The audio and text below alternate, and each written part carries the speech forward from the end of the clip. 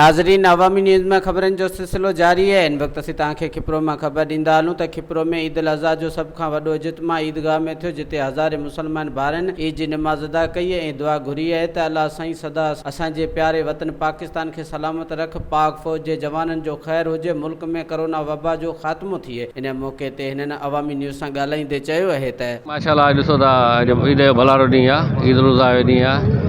हज़रत इब्राहिम जी जेको आहे सुनत मुबारक खे जो ॾींहुं आहे हुनजो, हज़रत इस्माइल जी ज़बह जेको ॾींहुं हुयो ऐं हुनजी यादि ताज़ा कजे थी। ऐं माशाल्लाह तमामु सुठे नमूने सां ईद जी नमाज़ थी वई आहे ऐं ॿियनि थियनि पियूं ऐं सिक्योरिटी तव्हां ॾिसो पिया अलाए महिरबानी तमामु सुठी आहे। ईद उल ॾियारे असांजो ईद जो ॾींहुं आहे, ख़ुशी जो ॾींहुं आहे।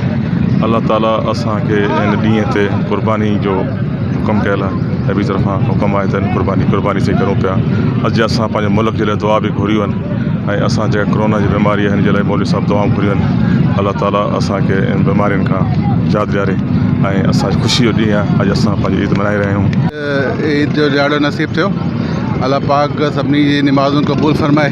दुआऊं घुरियोसीं त मुल्क में वबा जेकी पकड़ियल आहे कोरोना जी, इहा ख़तमु थिए। तमामु माण्हू जेके आहिनि, जेके इन आज़ार में मुब्तला आहिनि, उहे जेके आहिनि सेहतमंद थियनि। अल्लाह ताला पाकिस्तान खे इस्तेहकाम ॾे, सिंध खे इस्तेहकाम ॾे, सभिनी खे तरक़ी ॾे। वधीक ख़बरनि ऐं तफ़सील जे लाइ विज़िट कयो असांजी वेबसाइट awamiNewsHD.com ऐं ॾिसंदा रहो अवामी न्यूज़ HD।